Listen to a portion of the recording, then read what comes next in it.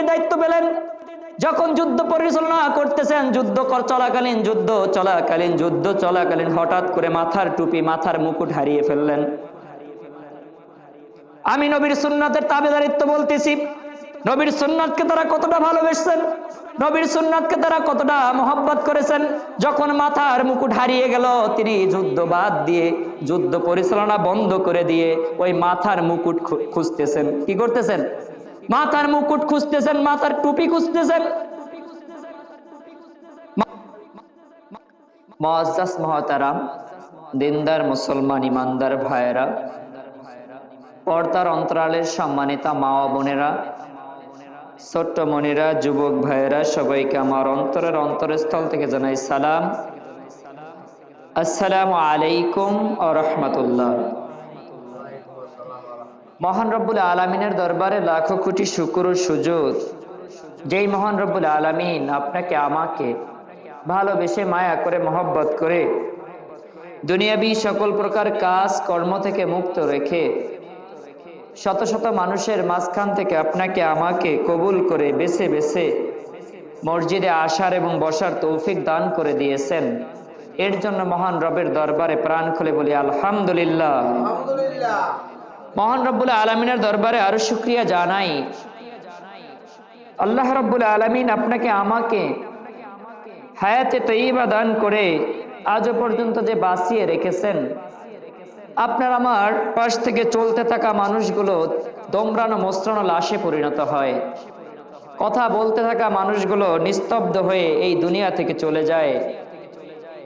আপনার আমার আশেপাশে তাকাইলে পরিচিত জন, আত্মীয় স্বজনদের ভিতর থেকে শত শত মানুষ অন্ধকার কবরে শায়িত হয়েছেন। আল্লাহ রাব্বুল আলামিন চাইলে আপনাকে আমাকে হায়াতে তাইয়্যিবা সংকীর্ণ করে দিয়ে এই সপ্তাহের মাঝখান থেকে অন্ধকার কবরের পথের যাত্রী বানাইতে পারতেন, কিন্তু আল্লাহ রাব্বুল আলামিন আপনাকে আমাকে আজও পর্যন্ত বাঁচিয়ে রেখেছেন। হায়াত বৃদ্ধির কারণে আল্লাহ রাব্বুল আলামিনের দরবার আরেকবার বলে আলহামদুলিল্লাহ। আরো শুকরিয়া জানাই ওই মহান রব্বুল আলামিনের দরবারে। আল্লাহ রাব্বুল আলামিন আপনাকে আমাকে বিশ্বনবী হযরত মুহাম্মদ মুস্তাফা আহমদ মুস্তাফা সাল্লাল্লাহু আলাইহি ওয়াসাল্লামের বিনা আরজিতে, বিনা দরখাস্তে, বিনা আবেদনে আল্লাহ রাব্বুল আলামিন আপনাকে আমাকে শ্রেষ্ঠতম উম্মত হিসেবে এই দুনিয়াতে পাঠিয়েছেন। এর জন্য আরেকবার বলি আলহামদুলিল্লাহ। সম্মানিত হাজিরিন, আপনার আমার রমজান খুবই সন্নিকটে। বর্তমানে রজব মাস চলতেছে। কি মাস চলতেছে? রজব মাস চলতেছে। রজব, শাবান, রমজান খুবই সন্নিকটে। আল্লাহ রাব্বুল আলামিন আরবি 12টি মাসের ভিতরে 4টি মাসে রক্তপাত, যুদ্ধ, বিদ্রোহ সবকিছু নিষেধ করেছেন। এর ভিতরে একটি হলো এই যে আপনার আমার জন্য যে রজব মাসটা চলে, একটি হলো কি? রজব মাস। জোরে বলুন সুবহানাল্লাহ। 4টা মাসের ভিতরে যুদ্ধ, বিদ্রোহ, কোন প্রকার শত্রুতা আমি সবকিছু নিষেধ করে দিয়েছেন। এর ভিতরে একটি মাস হলো কি? এই রজব মাস। জোরে বলুন সুবহানাল্লাহ। এই রজব মাসের ভিতরে সাহাবায়ে কিরাম, বিশ্বনবী সাল্লাল্লাহু আলাইহি ওয়াসাল্লাম, ইসলামের দার্শনিক যারা রয়েছেন তারা কোনো প্রকার যুদ্ধ করতেন না, কারণ আল্লাহ পাক নিষেধ করে দিয়েছেন। সম্মানিত হাজিরিন, এই রজব মাস আপনার আমার জন্য একটি গুরুত্বপূর্ণ মাস। কিসের মাস? গুরুত্বপূর্ণ মাস। সকল মাসই গুরুত্বপূর্ণ, কিন্তু এর ভিতরে রজব মাসকে অন্যতম গুরুত্বের এবং মর্যাদার হিসেবে আপনাকে আমাকে দেওয়া হয়েছে। জোরে বলুন সুবহানাল্লাহ। সম্মানিত হাজিরিন, রজব মাসটা যেন আল্লাহ রাব্বুল আলামিন আপনাকে আমাকে আমলের মাধ্যমে বাস্তবায়ন করার মতো তৌফিক দান করেন। জোরে বলুন আল্লাহুম্মা আমিন। আমি 5টি আমলের কথা বলবো, যে আমলগুলো যদি এই মাসের ভিতরে আপনি আমি বাস্তবায়ন করতে পারি, এই মাসের ভিতরে সেই আমলগুলো বাস্তবায়ন করার কারণে, এই মাসের কারণে আল্লাহ রাব্বুল আলামিন আপনাকে আমাকে নাজাতের ব্যবস্থা করে দিবেন। জোরে বলুন আল্লাহুম্মা আমিন। প্রথম নাম্বার হলো, এই রজব মাসের ভিতরে আপনি সোম ও বৃহস্পতিবার নফল রোজা রাখার অভ্যাসটা তৈরি করুন।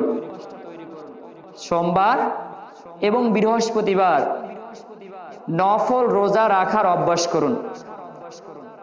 নফল রোজা বুঝি না সবাই? নিয়ত করলেন এই মাসের ভিতরে সোম ও বৃহস্পতিবার আমি নফল রোজা রাখার অভ্যাস করতে হবে। হাদিসের ভিতরে বর্ণনা পাওয়া যায়, রাসূল পাক সাল্লাল্লাহু আলাইহি ওয়াসাল্লাম বলেন, প্রতি সপ্তাহের আমল বান্দার কাছে, বান্দার যে আমল রয়েছে আল্লাহ রাব্বুল আলামিনের কাছে প্রতি সপ্তাহের আমল সোম ও বৃহস্পতিবার আল্লাহ রাব্বুল আলামিনের কাছে পাঠানো হয়। জোরে বলুন সুবহানাল্লাহ। এখন আপনি যদি রোজা রাখেন, এই রোজা রাখার কারণে আপনার আত্মার পরিশুদ্ধ হবে। আল্লাহ রাব্বুল আলামিনের কাছে রোজাদার হিসেবে আপনার আমলটা যদি যায়, আল্লাহ রাব্বুল আলামিন ওই রোজার বদলে আপনাকে আমাকে ক্ষমা করে দিতে পারেন। জোরে বলুন সুবহানাল্লাহ। ক্ষমা করে দিতে পারেন না? এরপরে 2 নাম্বারটা হলো আজানের জবাব দেওয়া। মুয়াজ্জিন সাহেব কিংবা ইমাম সাহেব যখন আজান দেয়, আপনার আমার সমস্ত কাজ ছেড়ে দিয়ে মাত্র 2 মিনিট কিংবা 1.5 মিনিটের জন্য নীরবতা পালন করে ইমাম সাহেব, মুয়াজ্জিন সাহেব যে কথাগুলো বলে আজানের পরিপ্রেক্ষিতে সেই জবাবগুলো দিলে আল্লাহ রাব্বুল আলামিন এই আমলের বদৌলতে আল্লাহ পাক আপনাকে আমাকে মাফ করে দেবেন। জোরে বলুন আল্লাহুম্মা আমিন। এটা কিন্তু একদম সোজা। এই যে আজানের জবাব যে জিনিসটা রয়েছে, যখনই আজান হবে, আপনি একটি মসজিদে আজান শুনতে পাইছেন, আপনি আজানের জবাবটা দিয়ে দেন। এই আমলগুলো আপনাকে আমাকে আগলায় ধরতে হবে। 3 নাম্বার হলো তাহাজ্জুদ নামাজ আদায় করা। তাহাজ্জুদ নামাজ আদায় করলে কি হবে? আল্লাহ রাব্বুল আলামিনের প্রকৃত পর্যায়ের নেককার বান্দা হিসেবে আপনাকে আমাকে আল্লাহ রাব্বুল আলামিন কবুল করে নেবেন। এখন তাহাজ্জুদ নামাজটা আপনার আমার শীতের ভিতরে কষ্টই হয়ে যায়, কথা ঠিক কিনা? আপনি ফজরের আধা ঘন্টা আগে উঠেন, 2 রাকাত তাহাজ্জুদ নামাজ আদায় করেন। আল্লাহ রাব্বুল আলামিন আপনাকে আমাকে প্রতিদিন প্রতিনিয়ত ডাকে। আপনার সন্তানকে যদি আপনি ডাকেন, সন্তান যদি সাড়া না দেয়, আপনি কি ওই সন্তানকে ভাত দিবেন? আর কিছু না করেন আর না করেন, ওই সন্তানকে তো চোখে দেখতে পারবেন না। তো কেমন সন্তান, ডাকাডাকি করে সাড়া দাও না। অথচ আল্লাহ রাব্বুল আলামিন তার বান্দার গুনাহ ক্ষমা করার জন্য প্রতিদিন প্রতিনিয়ত তাহাজ্জুদের সময় বান্দাকে ডাকে, হে বান্দা কে আসো, কে আসো অভাবী, আমার কাছে চাও আমি তোমার অভাব পূরণ করে দিব। কে আসো ঋণগ্রস্ত, আমার কাছে পানা চাও আমি তোমার ঋণ মুক্ত করে দেব। কে আসো গুনাহগার, তুমি গুনাহ করতে করতে পাহাড় সম পরিমাণ গুনাহ করে ফেলেছো, আমার কাছে ক্ষমা চাও আমি তোমাকে ক্ষমা করে দিব। প্রতিদিন আপনার আল্লাহ আপনাকে আমাকে ডাকে, কিন্তু আমি সেই ডাকে সাড়া দেই না। আমি কি সেই ডাকে সাড়া দেই না? প্রিয়জন, সুজন, বন্ধু, আপনজন অনেক মানুষেরই রয়েছে, স্ত্রী হোক কিংবা অন্যান্য পন্থা অবলম্বন করেই হোক না কেন, সবারই এক একজন প্রিয় মানুষ থাকে। এই প্রিয় মানুষের সাথে কথা বলার জন্য আপনি ঘন্টার পর ঘন্টা সময় ব্যয় করতে পারেন। রাত নাই দিন নাই, এমনও পরিস্থিতি হয় ঘরের ভিতরে কথা বলতে সমস্যা, নেটওয়ার্ক পাওয়া যায় না। রাস্তার পাশে বাঁশবাগানের নিচে, কলা বাগানের নিচে, ঝোপঝাড়ের নিচে কোনো এক কালবাড়ের উপরে ঘন্টার পর ঘন্টা কাটিয়ে দেয়। কারণ প্রিয়জন, আপনজনের মন রক্ষা করতে হবে, কথা ঠিক কিনা? অথচ ওই মহান রব, বোঝার বিষয় কথাগুলো, ওই মহান রব ফজরে একবার ডাকে, হে বান্দা তুমি সাড়া দাও নামাজে আসো। জোহরে একবার ডাকে, হে বান্দা তুমি সাড়া দাও নামাজে আসো। আসরের ডাক দেয়, হে বান্দা তুমি সাড়া দাও নামাজে আসো। ফজর পড়ো নাই, জোহর পড়ো নাই, তুমি আসরে এসে সাড়া দাও, আসরে এসে হাজিরা দাও। আমি আসরও আসি না, যখন মাগরিবে ডাকে তখনও যাই না, এশায় যখন ডাকে তখনও যাই না। অথচ আল্লাহ রাব্বুল আলামিন আপনাকে আমাকে দৈনিক 5 বার ডাকে আপনাকে আমাকে কবুল করার জন্য, কিন্তু আমি সাড়া দেই না। দুনিয়ার মানুষের মন রক্ষার ক্ষেত্রে ঘন্টার পর ঘন্টা আমি অতিবাহিত করে দিতে পারি। সাধারণ একটা উদাহরণ নেন, রাতের ভিতরে ঘুমিয়ে আছেন, গভীর ঘুমে আচ্ছন্ন, শীতের রাত্রে উঠতে পারেন না, হঠাৎ করে আপনার পেটে ব্যথা উঠলো, হাজত সারার জন্য বাথরুমে চলে গেলেন, ঠান্ডা পানি দ্বারা শৌচাগার করলেন, আবার গিয়ে শুয়ে পড়লেন। কারণ আপনার প্রয়োজন, হাজতটা আসছে বিদায় গিয়েছেন, অথচ ওই মহান রব আপনাকে আমাকে নামাজ ফরজ করে দিয়েছেন। সেই নামাজ পড়ার জন্য আপনি আমি ফজরে জাগতে পারি না, কি জাগবে, শীত করে, এই যে কথাগুলো। সুতরাং বলতেছিলাম, এই রজব মাসের অন্যতম আমল হলো তাহাজ্জুদ পড়া। 5 ওয়াক্ত নামাজের পাশাপাশি কি তাহাজ্জুদ নামাজ আদায় করা। যদি আপনি আমি তাহাজ্জুদ নামাজ আদায় করতে পারি, আল্লাহ রাব্বুল আলামিন আপনাকে আমাকে মুমিন বান্দা হিসেবে, আল্লাহর ওলি হিসেবে কবুল করে নেবেন। জোরে বলে আল্লাহুম্মা আমিন। সম্মানিত হাজরিন, 4 নম্বর হলো কিছু বাক্য রয়েছে যেই বাক্যগুলো বেশি বেশি আদায় করা। আমি সদা সর্বদা বলি, আপনি যে অবস্থায় থাকেন না কেন, জিকিরে ফিকিরে চলাফেরা করেন, পাক পবিত্র অবস্থায় চলাফেরা করেন। আপনি পাক পবিত্র অবস্থায় চলাফেরা করলে ফায়দা কি? আপনি যখন আপনার আমার হায়াত মওতের টাইম আছে, কথা বলেন না কেন, যে কোনো মুহূর্তে মরে যাইতে পারি না। রাস্তা দিয়ে হাঁটতেছেন, হঠাৎ করে আপনি স্ট্রোক করে মারা গেলেন। কথা বলতেছেন, হঠাৎ করে স্ট্রোক করে মারা গেলেন। যানবাহনে যাইতেছেন, আল্লাহ না করুক, হঠাৎ করে কোনো এক অ্যাক্সিডেন্ট, দুর্ঘটনার শিকার হয়ে এই দুনিয়া থেকে চলে গেলেন। আপনি যদি পাক পবিত্র অবস্থায় মারা যাইতে পারেন, হাদিস সাক্ষী দেয় যে ব্যক্তি পাক পবিত্র অবস্থায় মারা যাইবে তার মৃত্যু যন্ত্রণা আসান হয়ে যাবে, মৃত্যু যন্ত্রণা কম হবে। জোরে বলুন সুবহানাল্লাহ। আপনি যদি নাপাক অবস্থায় মারা যান, আপনার মৃত্যু যন্ত্রণা কঠিন করে দেওয়া হবে। এই যে বাহ্যিক যে আমলগুলো রয়েছে, এই আমলগুলো আপনাকে আমাকে বাড়াইতে হবে। আপনি নিজে আমলি জিন্দেগি তৈরি করে অন্যকে বলতে পারবেন। আপনি নিজে যদি আমল না করে অন্যরে বলেন, তাহলে এটা হবে ধোঁকাবাজি। ধোঁকাবাজি বুঝেন? লম্বা পাঞ্জাবি টুপি মাথায় দিয়ে রাস্তায় হাঁটি, নিজেই নামাজ পড়ি না, অথচ অন্য এক লোককে ডাক দিয়ে বলে, কিরে নামাজ পড়তে যাস না কেন? লেভেল ওয়ালা ধোঁকাবাজি যেটাকে বলে। এই যে জিনিসগুলো রয়েছে, এগুলো আপনাকে আমাকে পরিত্যাগ করে পরিপূর্ণ আমলদার বান্দা হিসেবে তৈরি হতে হবে।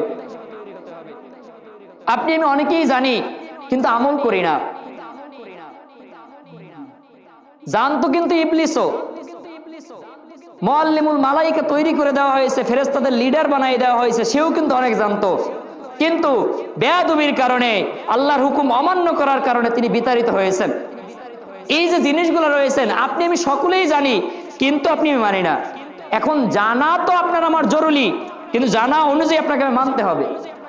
আপনার আমার জন্য 5 ওয়াক্ত নামাজ ফরজ, আপনি আমি সকলেই জানি, এটা অস্বীকারও করতে পারবো না যে আল্লাহ পাক ফরজ করে দিয়েছেন। রমজানের রোজা রাখা ফরজ, এটা অস্বীকার করার সুযোগ নেই, এটা আপনি আমি সকলেই জানি। মিথ্যা বলা হারাম, এটা অস্বীকার করার সুযোগ নেই, কিন্তু আপনি আমি সকলেই জানি, কিন্তু আমল করি না। এই যে বাস্তবতা রয়েছে, এইগুলো থেকে পরিত্যাগ গ্রহণ করে আল্লাহ রাব্বুল আলামিনের আমলদার বান্দা হিসেবে আল্লাহ পাক আপনাকে আমাকে কবুল করুক। জোরে বলুন আল্লাহুম্মা আমিন। সম্মানিত হাজিরিন, এই যে বলতেছিলাম বেশি বেশি কিছু বাক্য রয়েছে, যেই বাক্যগুলো বেশি বেশি আদায় করা। প্রথম নাম্বার বাক্য হলো আল্লাহু আকবার কাবীরা। সকলে বলুন না বাক্যটা কি? আল্লাহু আকবার কাবীরা। সবাই বলেন আল্লাহু আকবার কাবীরা, আল্লাহু আকবার কাবীরা। তারপর রয়েছে 2 নাম্বার রয়েছে আলহামদুলিল্লাহি কাসীরা, আলহামদুলিল্লাহি কাসীরা, আলহামদুলিল্লাহি কাসীরা।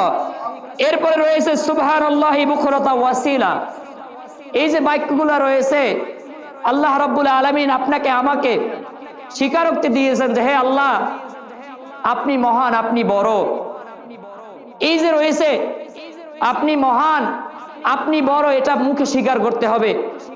আল্লাহ কি বড় না? কথা বলেন না কেন? আল্লাহ কি বড় না? এই যে আল্লাহ রাব্বুল আলামিন আপনাকে আমাকে এই পৃথিবীতে পাঠিয়েছেন তার ইবাদত করার জন্য, কিন্তু আল্লাহ পাকের কিছু কিছু বিধান রয়েছে যেটা মুখে স্বীকারোক্তি করলেই আপনার ঈমান মজবুত হয়ে যাবে। আপনি কোন এক উঁচু জায়গায় উঠতেছেন, কোন এক জায়গায় হাঁটতেছেন, তাকবীর দেন আল্লাহু আকবার। আল্লাহু আকবার তো এমন এক স্লোগান যেটা দিলে আপনার দিলও কেঁপে উঠবে। কাফিরদের দিল তো কাঁপবে পরে, আপনার দিলটাও কেঁপে উঠবে যদি আল্লাহু আকবার ধ্বনি দেওয়া হয়। সম্মানিত হাজিরিন, বেশি বেশি করে এই বাক্যগুলো পাঠ করবেন। আল্লাহ রাব্বুল আলামিন আপনাকে আমাকে এই আমলগুলো করার মতো তৌফিক দান করুন। সকল আল্লাহুম্মা আমিন। এরপরে রয়েছে বেশি বেশি করে সুন্নতি আমল করা, বেশি বেশি সুন্নত আগলে ধরা। সুন্নত কি? রাসূলুল্লাহ সাল্লাল্লাহু আলাইহি ওয়াসাল্লামের জীবন দশায় যে আমলগুলো তিনি করে গিয়েছেন, এরপর সাহাবা ইকরাম, তাবে তাবিন থেকে যত আমলগুলো রয়েছে, নবী যেটা পালন করেছেন ওটা নবীর সুন্নত মনে করে আদায় করাটাই সুন্নত। কথা ঠিক কিনা? এই যে নবী পালন করেছেন, আপনাকে আমাকে পালন করতে হবে না? এখন এই যে সুন্নাত রয়েছে, আপনার আমার কাছ থেকে এই সুন্নাত গুলো উঠে যাচ্ছে। আপনার আমার কাছ থেকে কি নবীর সুন্নাত গুলো উঠে যাচ্ছে। এই সুন্নাতের তাবেদারিত্ব নাই বিদায় আপনার আমার মুখ থেকে যখন তখন নবী বিরোধী কথা, নবী বিরোধী স্লোগান, নবীর মহব্বত মনের ভিতরে নাই বিদায় নবী বিরোধী ভাষ্য আপনার আমার জবান থেকে বেরিয়ে আসে। কথা রে কিনা? একটা কথা কি, কিছু কিছু শিক্ষা রয়েছে একমুখী শিক্ষা।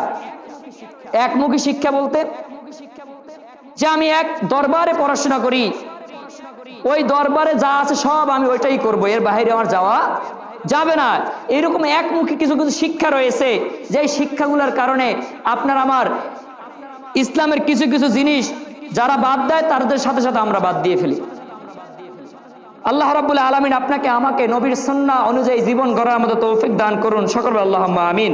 সম্মানিত হাজিরিন, আমি একটা হাদিস বর্ণনা করব, যেই হাদিসটি বর্ণনা করেছেন ইমামে তবরানী রহমতুল্লাহ আলাই, যেই হাদিসটি বর্ণনা করেছেন আবু বকর বাইহাকি রহমতুল্লাহ আলাই, যেই হাদিসটি বর্ণনা করেছেন আল্লামা ইবনে হাকিম নাশিপুরি রহমতুল্লাহ আলাই, এই হাদিসটা বর্ণনা করেছেন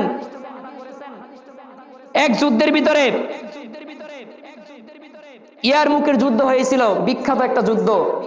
এই ইয়ারমুকের যুদ্ধের ভিতরে এই যুদ্ধ পরিচালনা করেন খালিদ ইবনে ওয়ালিদ রাদিয়াল্লাহু তাআলা আনহু। এই খালিদ ইবনে ওয়ালিদ রাদিয়াল্লাহু তাআলা আনহু একটি যুদ্ধ পরিচালনা করেছিলেন। এই যুদ্ধের নাম কি? ইয়ারমুকের যুদ্ধ। কিসের যুদ্ধ? ইয়ারমুকের যুদ্ধ পরিচালনা করেন। হাজরিন ভাইরা রে আমার, তার জীবন দশায় তিনি যতগুলো যুদ্ধ পরিচালনা করেছেন সমস্ত যুদ্ধেই তিনি জয়লাভ করেছেন। ইয়ারমুকের যুদ্ধের ঘটনা বর্ণনা করতেছি। খালিদ ইবনে ওয়ালিদ ইয়ারমুকের যুদ্ধের সেনাপতির দায়িত্ব পেলেন। যখন যুদ্ধ পরিচালনা করতেছেন, যুদ্ধ চলাকালীন হঠাৎ করে মাথার টুপি, মাথার মুকুট হারিয়ে ফেললেন। আমি নবীর সুন্নাতের তাবেদারিত্ব বলতেছি, নবীর সুন্নাতকে তারা কতটা ভালোবেসেছেন, নবীর সুন্নাতকে তারা কতটা মহব্বত করেছেন। যখন মাথার মুকুট হারিয়ে গেল, তিনি যুদ্ধ বাদ দিয়ে, যুদ্ধ পরিচালনা বন্ধ করে দিয়ে ওই মাথার মুকুট খুঁজতেছেন। কি করতেছেন? মাথার মুকুট খুঁজতেছেন, মাথার টুপি খুঁজতেছেন।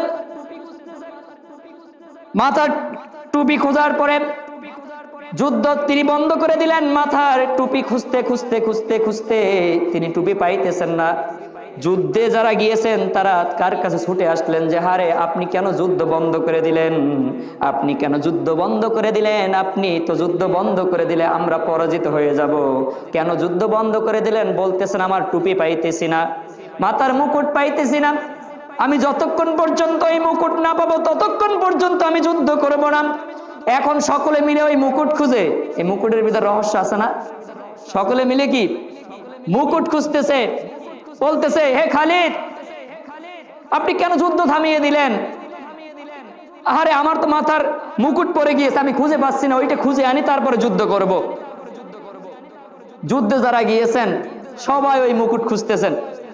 হঠাৎ করে মুকুট পাইলেন, মাথায় দিয়ে যুদ্ধ পরিচালনা করলেন। যুদ্ধে বিজয় হয়ে যখন চলে গেলেন, তার কাছে শত শত সাহাবী, শত শত যুদ্ধ প্রার্থী লোকেরা সকলে গিয়ে হাজির হইলেন, জানতে চাইলেন হে খালিদ ইবনুল ওয়ালিদ, কেন যুদ্ধের সময় মুকুট খোঁজার জন্য এতটা দিওয়ানা হয়েছিলে, এতটা পাগল পারা হয়েছিলে, যার জন্য যুদ্ধ তুমি থামিয়ে দিয়েছিলে?